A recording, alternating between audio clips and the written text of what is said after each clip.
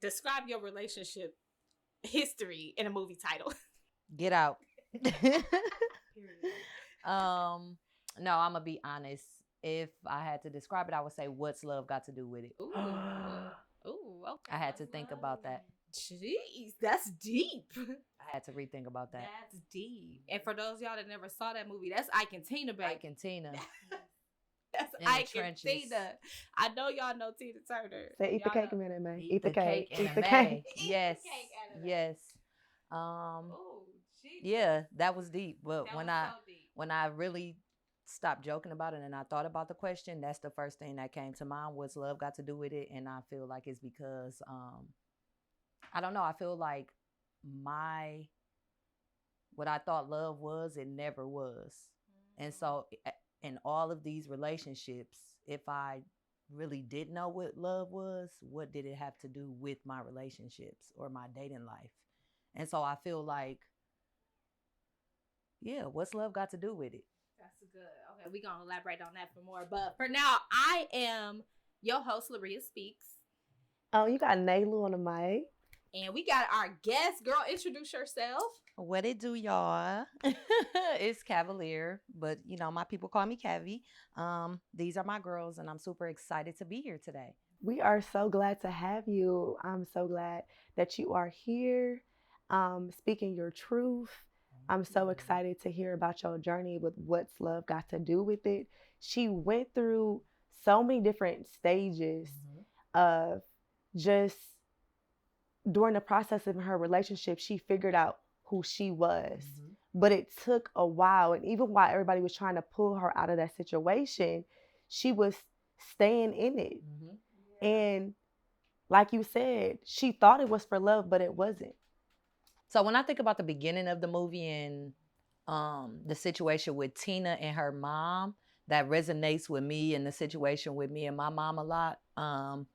Because I felt like when they were showing her as a little girl and her singing and her like living with her grandmother, it also showed her mother leaving her in that situation. And I felt like I went through that as a child. I haven't lived with my mom since I was in 7th grade.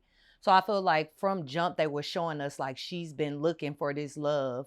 And her mom ended up leaving her. Fast forward to her meeting Ike, I felt like she met him at a young age where she was very impressionable, where she didn't know herself, where she was trying to find out who she was as an individual.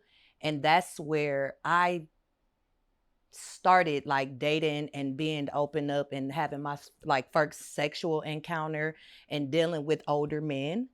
And that's why I feel like in the beginning of that movie, it resonates with the beginning of my teenage years because I dealt with so much of the same situations, thinking that because I was a mature young lady that I had to deal with older men. Thinking that because I went through a lot that only a certain type of man could deal with me.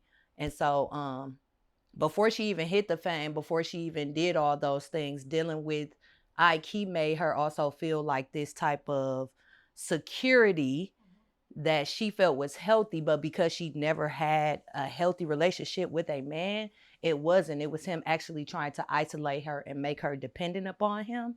So I feel like the first half of that, the beginning of that, before she even reached fame, it resonated with so much of my life because I felt like she was looking for love from her parents through men. And I was the same way, like looking for love through parents. And that's why I seek the older man. A lot of my teenage dating was not with teenage boys. It was with older men because you coming out the gate I'm just being strong. honest because I'm loving it. Woo. But I felt like I had to deal with older men because I was more mature. I didn't deal with the things that a normal teenager was dealing with. I was dealing with, moving house to house, having my own job, providing for myself. Like, a lot of that resonates with me just because I was searching for a love that I should have received at home. So that's just the beginning of like, what's love got to do with it? Yes. Literally, like, to show that from like your childhood up until like your teenage years, I feel like that's why she was so accepting of a man like Ike, because she never knew what a man was supposed to do for her. So fast forward to like her getting okay. The people gotta process that. Because I'm just saying, like, whoa. Yeah. I didn't even know it's gonna get that deep. And then when you look at it from the angle that, like, you're talking about, is he gave her attention that she didn't Never receive. receive. So anything he did for her, she was like in awe, like, oh my God, I can't believe this. And so it's just important that you get that from home, because if you don't, anything that look good, you like, oh yeah, Your kids search for it elsewhere if they don't get it at home. And that's what ended up happening with me. I was searching for it elsewhere because I wasn't receiving it at home. Yeah. And you will keep searching for that if you never love y'all kids. Did you feel like you had to, because I know that you mentioned as far as like not dating teenage boys and not having to deal with the immature stuff. Did you feel like you grew up fast because you started dating an older man? Do you feel like you've missed part of your teenage years? Yes. So a lot of my childhood, I was being a mother to my younger siblings. I have siblings that are like 10 years younger than me. My mom was never home. Even during the time that I lived with her, my mom was either at work, in the streets. My mom was never home. So I was cooking for kids. I was cleaning. I was taking care of my brother and sister, leaving school to come home to get my brother and sister off the daycare van. I thought like I was home probably 20 hours of the day. And so in turn, that made me I had to grow up because I had to provide certain things to my siblings, which then made me feel like I was more mature than the average teenage girl. So yes, I feel like because I was put in a position that I had to provide for kids and I was still a kid, I thought mentally, these little boys can't do nothing for me. I need somebody that's on that level. Yes. And it shouldn't have been that thought process. What I really was seeking was like a male father figure. But because I never had that, I sought that out in love in older men. Girl, you just unpacked a lot. And as many times as I've heard that, like the way you just correlated it to wanting a parent and needing a parent, like, dude, I see your growth. I see what God is doing. I see how he has really dissected that thing at the root. And like, let's talk about this part of it. One, yeah, it's something in you that is already feeling like an adult and needs an adult. But it's also a flip side to that where we get with man, because this ain't even just us that didn't have no parents. Some of us just didn't have daddies. How we get with men that act like fathers, and it gets us in toxic situations. What are some, for the young women that's listening, or even young men that's listening, if you got a woman that's acting like your mama, what are some signs? What are the red flags they need to see in that so they don't get involved? Like, whether it be red flags in you, like how you know you seeking. Well, I feel like you already said that. Like, my mindset was this. But what are the red flags they need to avoid in the other person that's going to lead them into this parent-like relationship? I think it starts with knowing a person's heart and knowing their intentions with you. Because this is something that I'm reading right now. Having no intentions or no expectations is worse than having low expectations or like little expectations. So that's deep. Having no expectation, like you just a fling. I don't have nothing. Yes. I'm just floating in because you allowing anything to come in your house at that point if you don't have any type of expectation. A red flag that I would look for is control, because you know, as parents, we want to control things. We want to make sure things are in order. So if you don't have that father figure, as women, we look at men that control things. Oh, he a man because he got everything in order. He could tell me what to do and this. Like, no, a lot of that is toxic because he should want you to be your own woman and assisting you to be better and showing you yourself. But if he has to in order to control you, he's now shrinking you, and now you don't have a voice for yourself. Yes. And I'm going to say this because I've been there, and y'all hear that in my testimony. But one of the ways, and if you could relate, that I experienced that father-like control was the hiding my clothes.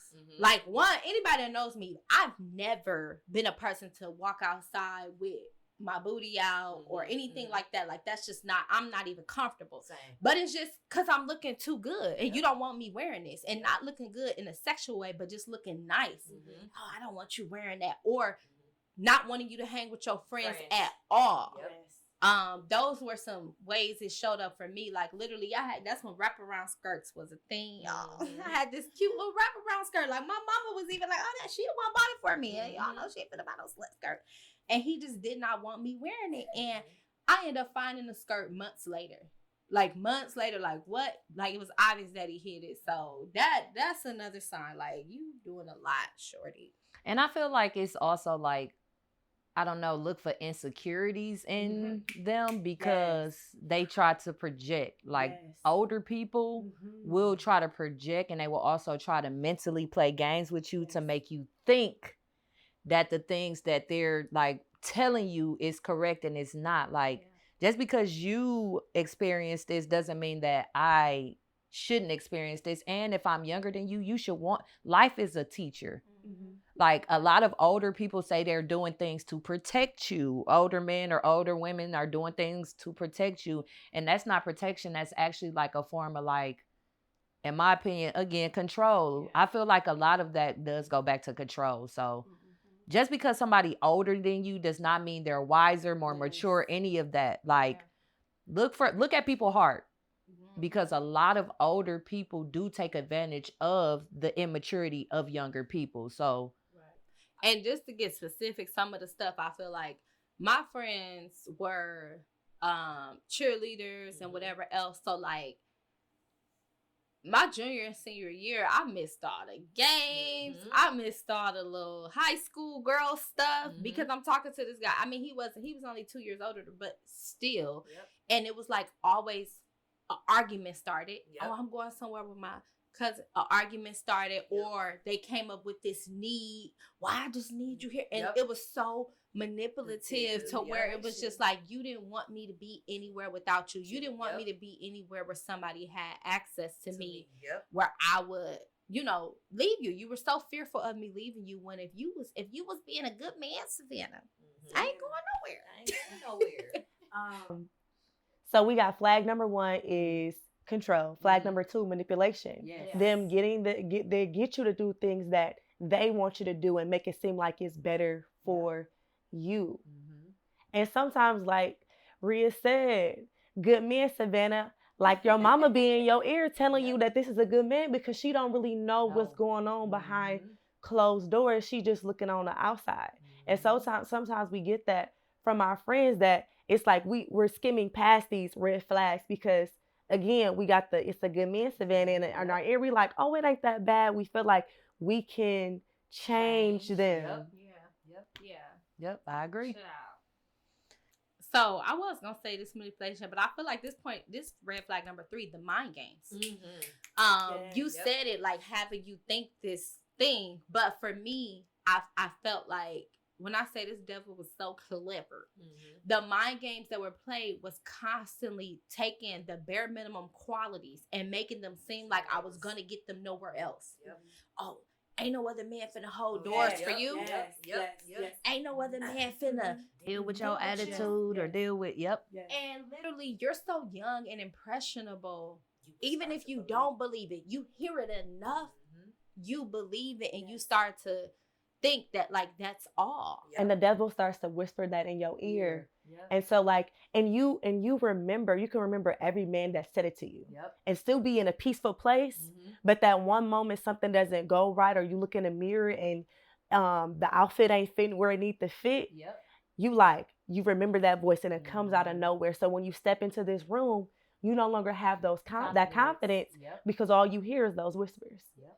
I feel like this devil was just so wild, now that I'm thinking about it. If we had friends that were around, and one of them, like, couples friends, and one of them would do something for their girl, he made it his business when we left to, like, downplay it or make it seem like the woman was using him. I remember when some friends of ours, I feel like, they had a child and they were planning on getting married or whatever, and he bought, I want to say he bought her a car or something like that, or like, she wanted to live in a different spot, so he was looking for this house. It was something big. I don't remember. So long ago. I'm a little old. But I remember that day when we left them, the whole night he spent talking about, oh, she just using him. She just this and that. And in the back of my head, I'm sitting there like, well, my daddy has done that for his wife and his baby mamas. My brother had 2 kids he had 1 at the time. My brother has done that for his, I'm thinking this, but not saying it. And how sprung was I that I knew that what he was saying was inaccurate. I knew he was downplaying that situation. I didn't speak up for myself. I didn't like combat it or nothing. I'm just like, in La La Land. And like just such a low place that I didn't even just like realize. That's not acceptable. And that's another thing. They also make you think that because they're not capable of doing certain things, or because they don't know how to do certain things like court, that other people that do it are doing too much. They weak. No. They not good enough. Oh, he a lame. Yeah. All of a sudden, that's just bad because you're incapable of doing it. So they boost their self up by talking negative about another man. But because they can't do it, they don't know how. They've never been taught how. They've never seen someone courting a woman correctly. They don't know that the more time you spend with a woman, it'll get you further. Like I feel like they don't know, and because they don't know, they don't realize that they are trying to make you think that the things that they give is just enough. Like, no, I want more than that. Yeah. They want you to believe that what I'm giving you is enough and they doing too much. No, I deserve all of it. Not some of it, not half, the whole thing. And one of the reasons they like don't, and we see that now, being the older women now and seeing these type of men prey on our younger girls, child, that'll be episode by itself. But and how they're doing it because they know we know better. Yes. And they know the women their age. And I'm not saying every relationship that has an age influx is toxic, but I'm saying we know if this older man that's 28, 29, what do you have with a girl in high school? What do you have with the 16, 17? Like, what do y'all have in common? But that she has she doesn't have the life experience, or she doesn't have the strength or support system to know that you're on foolishness, or she's gonna keep y'all a secret so she don't get, even if she got that support system, she's not gonna seek them, or she doesn't have self-love, because that was my issue.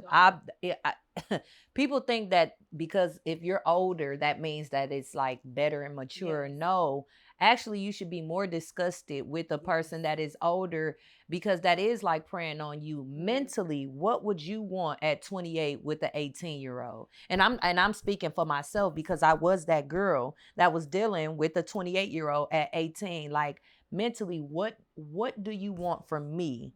And why can't you seek that in a woman or a man that is your own age? And when I look back at that, it's because when men and women do that, women their age realize mentally they're not at a certain capacity, and they don't want to deal with no young-minded.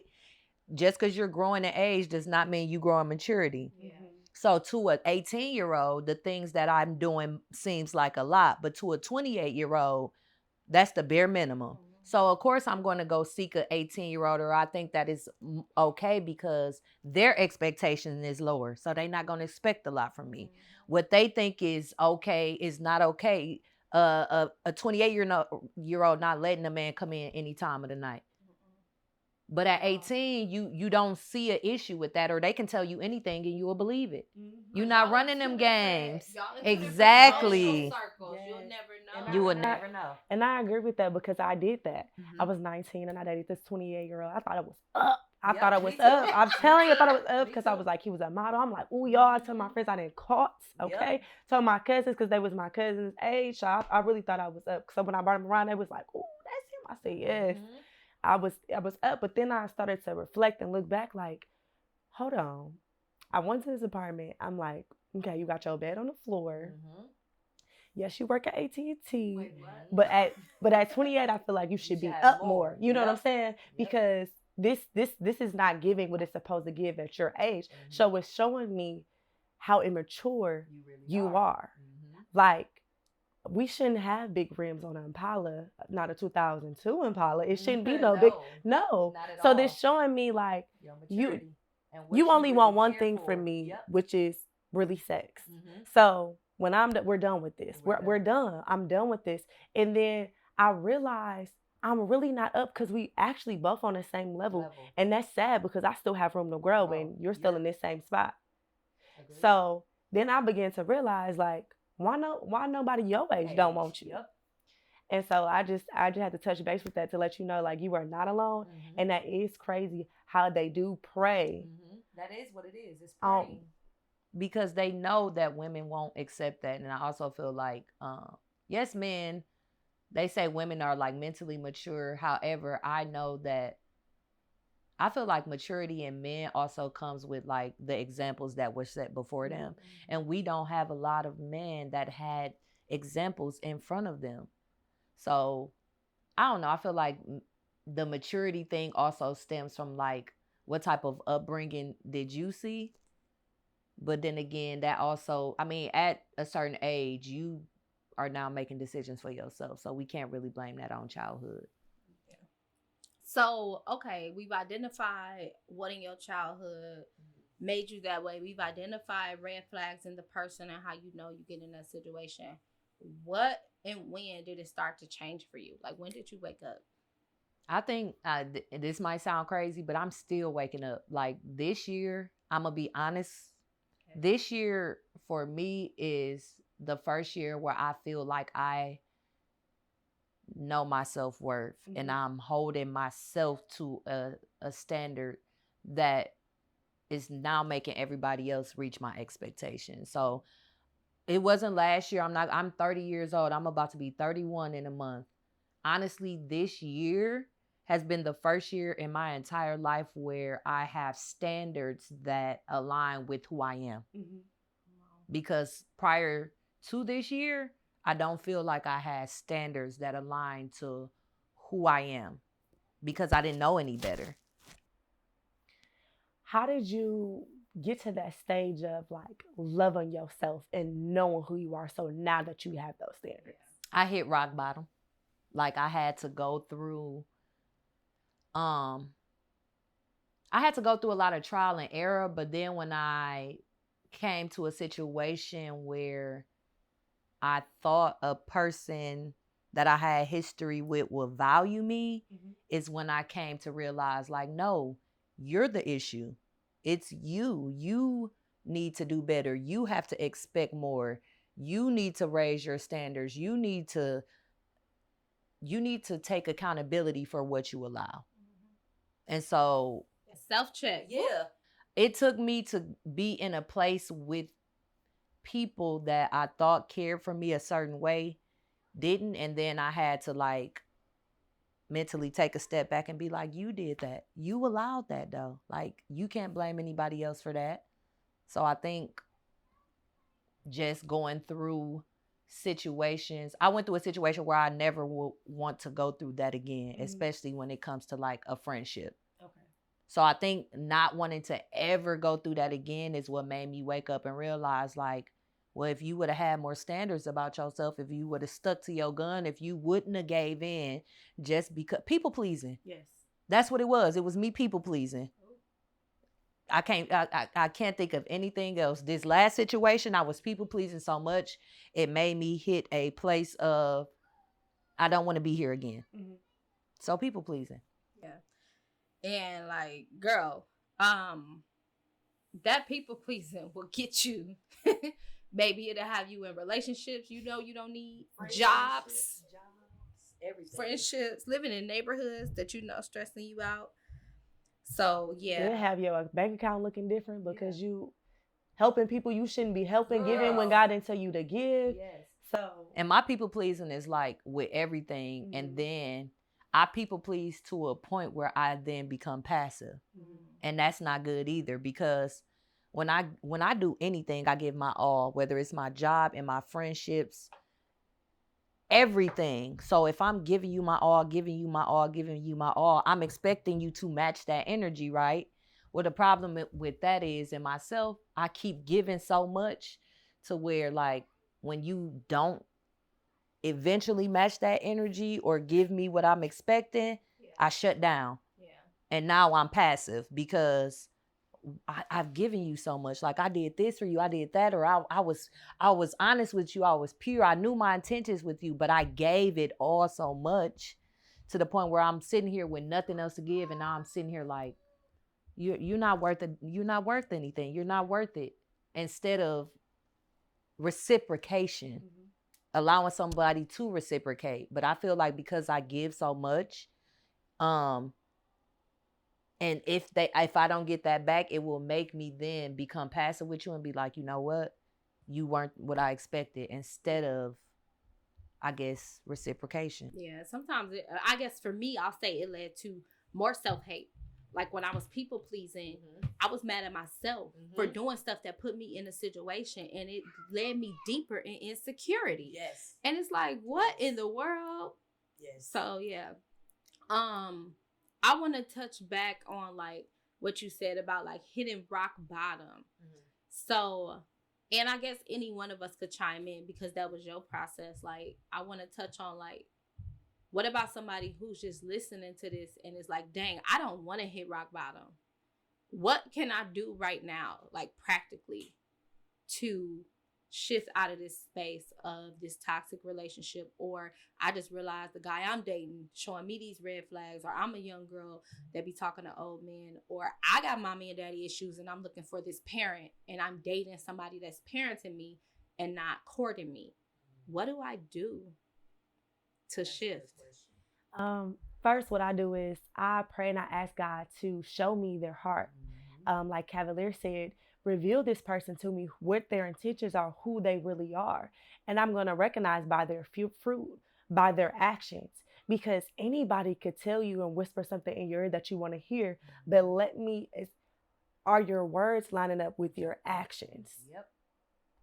And so through that, because if I'm going by flesh, I don't really see a problem. So I need God to guide me in this situation. And that's how I end up getting out of my situation, because I hit rock bottom multiple times. And it was like, well, I could bounce back. This time, I could bounce off of this, or this time it's going to be different. I kept telling myself that. And I began to eat and believe and digest the lies. But I needed God to bring me up out of that, because I wasn't going. It was so many conversations with LaRia on the phone, like, just come and get me. And it hit me. And I realized I became the girl that's when girls come to me crying, I became that girl. And I'm like, oh my God, I know my friends are tired of this same story over and over and over again. Lord, I need you to get me up out of this. So it took me isolating myself with God, going on nature walks, hearing his voice, and getting back into the word for me to get up out that situation. And I'm going to say this, like you touched on it a little bit, but sometimes it's shifting your circle. You need to be around women, people, and friends that are going to pull you out of it, not in a space of judgment, but in a space of restoration. I'll say for me, and like Cavalier noticed, when I first got saved, I was with a lot of the older women who was already wives. I was around people who was 5-6 years older than me. They were pouring into me. They were supporting me. And I shifted a lot in my friend circle during that time. Some was just for temporary, some is permanent, but my environment was so important because I had generational curses. I had mindset. I had culture. I had all these things that were blinding me to seeing the truth. But the women around me was like, nah, baby, that ain't normal. No, I don't care what your age group doing. Oh, no, I'm heavy in the word. This is what the word say. And although it hurts, sometimes I wanted to fight them. And I used to tell Cavalier, like, you're going to be mad at me because, but I'm going to just say it. Sometimes I wanted to fight them. Sometimes I got off the phone like, this broad, and their truth upset me. But I always brought it back to a space of like, is what they said, is this really hurtful? Or am I just stuck in my mindset? Or I'm just stuck on this guy? Or I'm just stuck in this space? And is the enemy playing with me? So yes, get some people that's going to hurt your feelings in order to save your life. Agreed. I agree wholeheartedly. I would say, if you're in it, think about like the person you were before you got in it. Like, think about who you wanted to be. Think about what your goals were. Think about all the things, because when I look back on a lot of the things that I endured in relationships or just being in it, it was because I lost who I was and what my own goals was and what I wanted for myself. And I started thinking more about this relationship and us and we. So go back to that girl, boy that you were before you got into relationships. And are the things that is happening in your relationship aligning with the person that you were before you got in it, before you had these goals? Before you meet anybody, you always have an intention for yourself or who you want to be, right? So are you still that person even with a mate? Is this person adding to what you had aligned for yourself before you came with that person?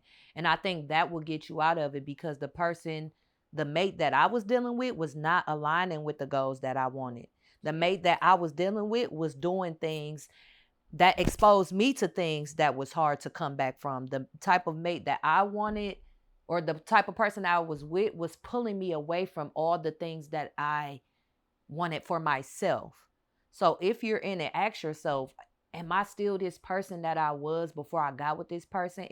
Are my needs being met? Are my personal goals being met? Are the things that I wanted to achieve for me in the forefront? Because if they are not, that's not a person that's meant to be in your life. Yeah. God is not going to bring anyone in your life that is going to hinder you, yes, that is going to take you off your path, that is going to make you question who you are. So if you in it and you trying to get out of it and you don't want to hit rock bottom, I would say think about yourself, your personal goals, the person you was before that person, and ask yourself, is what I'm doing right now pouring into what I want, even if this person is gone? Because I was not thinking about myself. I was thinking about what this relationship needed. And that is what kind of made me get stuck and hit rock bottom, because I did not keep my compass focused. Like, I didn't stay rooted in all the goals that I had. Don't let nobody take you off your square. Period. And I'm going to say, if you don't know who you are or don't have goals, it's best to just spend season alone. Mm-hmm. Spend seasons to yourself. Because I'll tell you this, me knowing who I am kind of saved me. There was a point in time where I know I'm called to deal with young girls and women. And I was with this guy that, you know, the boxes checked off, but he struggled in the area of women. Mm-hmm. And it flooded into my ministry to where we'll get into that another day. But I will say, having a man who's struggling with being a womanizer and lust, and having women around you who God is trying to use you to restore from lust, baby, I would have been in a marriage from hell. Mm-hmm. And because I knew my purpose, I got out of that. And people didn't understand it, and he didn't understand it. And it was almost like, you going to leave him alone for this one thing? Yes, because that one thing is hindering everything God wants to do in my life. And it ain't just the, you know, side chick, it's that when I say that thing interfere with my ministry, like to the point where little girls stop talking to me and start talking to you, and you think I'm being irrational from saying it, that baby, nah, you got to know better. And if you don't know yourself, spend time with God, get you a community of women, spend time with you and learn yourself, because a person needs to match. Yo, match my energy. Mm-hmm. They got to match what God wants from you. Girl, anything else you want to share about this process that you feel like, let me just insert this, or anything you skipped over? No. The last thing I want to say about what's love got to do with it, we saw where Tina went through a phase where she started to self-destruct, right? Where she went through a time where she was taking pills, and it just bring me back to that scene where she was in the bathroom and she was drawing her lipstick on, and she was like, that was her breaking point, right? Yeah. After she hit her rock bottom, she had started to realize that Ike is not, yes, he's doing all these things, but also everything he's doing to me mentally, emotionally, physically, it does not balance, right? Yeah. So I think after that part, when she began to like find her own producers, where she began to make her own music, even when she stood up to Ike, all of that came from her hitting rock bottom. Mm-hmm. So I'm saying all that to say, right now I am in my finding my own producer and my own music and my own beat right now. And so at the end, when we saw her like walk away and like, she told him like, you can't hurt me no more than you already have. I think because I didn't have any expectations, it can't get any worse than what it's already been. Mm-hmm. Having no expectations is worse than having low expectations. So to bring it back full circle, yeah, I think what's love got to do with it, it would be like that reoccurring theme as far as like my dating life, as far as like right now, because when she broke away from Ike is when she became her best self, right? When she stepped out from the producers that he wanted her to get, she started winning Emmys and Grammys, right? It wasn't attached to this man. Yeah. Stop attaching whatever it is that you want to a man, to a mate, to a person. I think when she ended up finding her own sound is when she ended up being her best self. So find your own sound and be your best self. You don't have to do that with a mate. I think if we do that on our own, it would have saved Tina a lot of heart trauma, right? She could have did, yes, Ike propelled her career, but if she would have stood up for herself and said what she wanted and did the type of music she wanted to do, she probably would have had a couple more Grammys or whatever she got. So I think this was a great question. Y'all all should ask yourselves, what movie is your love life? I want to know. Oh, that'll be everybody will get asked on every episode. But for y'all that's listening, can y'all end it off? What would you say? You ain't got to give an explanation. What movie? Girl. Come on. Maybe this is how you start your next episode. No, we're going to start every episode like that. But just to give y'all some teasers to encourage you to watch when me and Nay do ours, we'll give ours and we'll repeat them. Mm-hmm. But, child, the reason I named it Stop Topics because it's transformed Hot Guurlll and like 3 movies just ran through my head. I'm going to do all 3 episodes. You should. Woo, child. The first one, I'm going to say, dang, I don't want to say this because it ain't that deep, but it kind of is that deep. But I'm going to say Players Club. I'm going to say Players Club. I get it for you. Ain't that I was stripping, but baby, Players Club. Okay. The second one. That's a good one. Thinking of you. Child. The second one. I want, and I feel like it's seasons, so it's weird for me. But I do feel like I had a love and basketball season. Yep. Okay. And my third one, child, I can't even think of a movie to go with this. I can't think of a movie to go with this. What? I'm gonna say the documentary of LaRia's life. Looking. Okay. No, but I'm gonna stick with them too. I'm gonna stick with them too for now. Love and basketball. I can't think of. So you said Love and basketball and Players Club. I can't wait to hear why. Y'all better stay tuned in. Subscribe. So I'm brown sugar. Okay. Oh, I love me some brown sugar. My brown sugar situation. You know, my man's because I'm married now. So brown sugar for him. Yes. The other one, I can't think of a title because I need something. I'm thinking more scary movie because I don't watch a scary movie, but it's giving scary movie like the character. It's giving horror. Yes, it very much was. Who was all like sweet, but really like morphed into a whole different type of person on the low. You know how not Chucky. Yeah.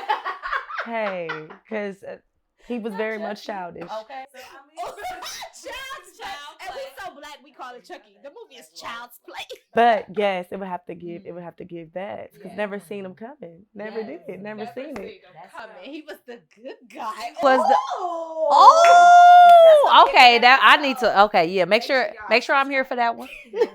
No, but speaking of you being here, I definitely want to have you back because I want to break down what abuse is. I feel like, when we heard Ike and Tina, we probably was like, was she getting beat up? No. Was she getting beat up? But emotional abuse is just as bad. Verbal abuse. And hold on, and spiritual. When you're dealing with a person that does not believe in the word of God. And does not believe and think that everything is from manifestation and not. No, honey, I serve the Lord. Let's okay.